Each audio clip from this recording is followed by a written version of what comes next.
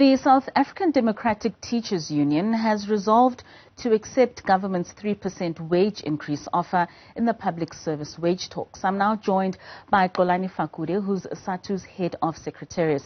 Xolani, thank you so much for joining us this afternoon.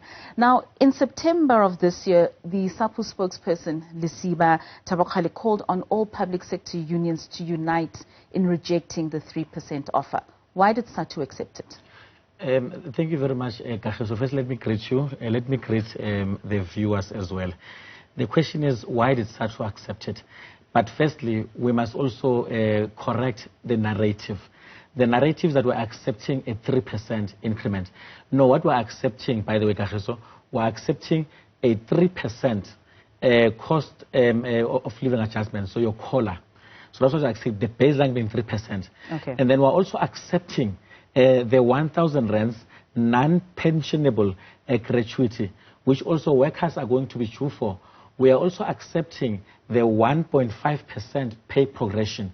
So it means, therefore, that it becomes very simplistic when one only looks at the 3% baseline. There is actually more to it. In fact, if one was to calculate it properly, it even goes closer towards 6% in real terms. Because remember, some of this would have been cancelled.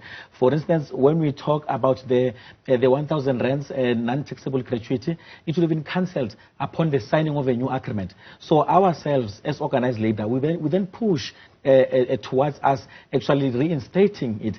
The 1.5% pay progression was already cancelled, by the way. As through the bargaining chambers, we then pushed to have those accepted. So what we're saying, is what is important for us, and what is also important for our members and all public servants, is that it is not just about the 3%. There are other elements and attachments to this particular agreement, which we believe should also be emphasized. Our members are saying that, look, under the circumstances, we are saying that SADTU, we have moved from 0% in terms of the baseline of COLA. We moved from 0% to 0.9% to 1.5%. We are now at 3%. And our members are saying that we are ready to accept that, and we haven't given a mandate. Is the 1,000 gratuity not coming to an end in March of 2023? In fact, that was the whole entire purpose. It was for us to negotiate for it to be extended beyond what was meant to be its natural life course. So those are some of the victories, by the way, which we are looking at. That is why we are saying, and we want to emphasize on this one, Kahe, that it is all about looking at the totality of the offer. Let us not just look at the 3% baseline, because that's just part of other elements that are important as well. Do you believe that government's decision to renege on its 2018 wage negotiation, or the agreement with Labour in 2018, which was upheld by the Concord late last year, do you believe that it contributed to the tensions around this negotiation? Well, it absolutely did, so we cannot ignore that. It is a fact. When we are coming and we're negotiating for this particular round of negotiations, we're already negotiating against the context and the background of that Concord ruling in terms of a collective agreement 1 of 2018. That was already the particular context that we're working towards. And of course, you are correct. The Concord came back and found a particular ruling. That is why we are saying as SADTU that under the current circumstances, look, the baseline, so all of us would love to get more, by the way. Would have loved to get more, especially given also the current conditions that we're facing. However, the reality is that we started from a 0% budget. There was no budget at all for the COLA, for instance. And we moved and we pushed until we got to 3%. And we're saying that, look, under the circumstances, we know how strained our economy is. And this is a global, by the way, trend. It's not just unique to South Africa only.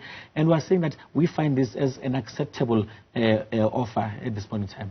All right, correct me if I'm wrong. Now, negotiations in the Bargaining Council require a 50 plus 1% of the unions to agree with whatever has been put on the table. Now, each union has a vote weight in accordance to the number of membership that they hold. Now, SADTU holds a 21%, which does not then give you the majority. Does this mean that you need to go back to other unions and convince them to agree to this 3% wage? It is not necessarily about us going to the unions to convince them. What matters, and we are correct, by the way, it is indeed like that. You need about 50% to be able to have a particular position. And it is not about us going to other unions and convince them. What we believe is happening here is that we all have been given differing, we all have been differing we've been given differing mandates. So SADTU, for instance, went over to its members to receive a mandate. And our members then told us that the mandate, on the basis of what has been offered, is this, accept the particular offer. So it is not about going there. Look, in COSATU already, we've got a group of public sector unions. We work through what we call the Joint Management Committee. So we're going to be having those continuous engagement there. That is why even right now there is a particular narrative that even seeks to suggest that COSATU unions, public sector unions, are divided, whereas we insist that they are not necessarily divided. We just have got different mandates. That is where we are right now. So if you don't then come to that agreement, does that mean that the national strike, that all the other unions that have not agreed to the 3%, that SADTU would then possibly participate in that as well? Well, it's most unlikely. We are a member-driven union. We are a worker-centric union, so we take the mandate from our members. Our members have categorically told us that they've got no appetite for industrial action. Part of the reason for that is because more often than not, you get even education workers, other public sector servants, for instance, who then become punished. They carry the burden of, for instance, what we would call no work, no pay when you embark on industrial action. So our members are saying that, look, the economy is such that we do not have an appetite against what has been offered to go on industrial action. So we would not expect that then we would have SADTU as a union participating. However, SADTU also is a living organism, so it means that as and when our National Executive Committee sees the need to actually sit down and develop other strategies in terms of how we deal with particular matter, we will do that. Well, on a lighter note, the 5th of October was World Teachers' Day.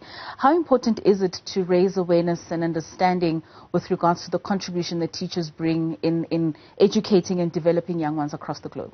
In fact, the theme for this year's 2022 Teachers' Day was around how teachers are central towards transformation in terms of education.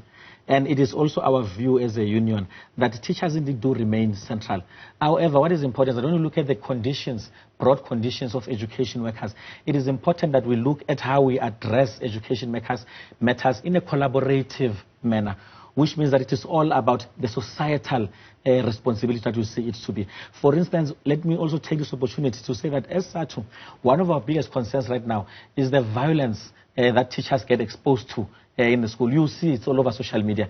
We've got our own campaign called the I Am a School Fan campaign, whereby we're mobilizing all sectors of society to really come and play a very decisive role in terms of how we want to see the education outcomes of this country.